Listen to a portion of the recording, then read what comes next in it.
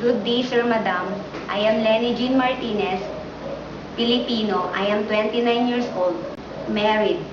I have 2 children. I have 1 brother and 2 sisters. I am the eldest of the family. Okay, so what are your duties and responsibilities in your previous job? My duties and responsibilities in my previous job are cleaning the house, cooking, and taking good care of the children.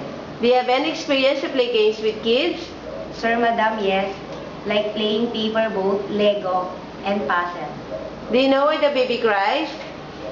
Sir, Madam, yes, maybe the baby is sick, hungry, and the diaper is wet. Do you cook? Sir, Madam, yes, I cook Filipino food such as chicken adobo, sinigang, and I'm willing to learn Chinese food. Can you tell us how to be a good domestic helper? A good domestic helper must be honest, responsible, loyal, and hardworking. Why do you want to work in Hong Kong? I want to work in Hong Kong to earn money to support my family.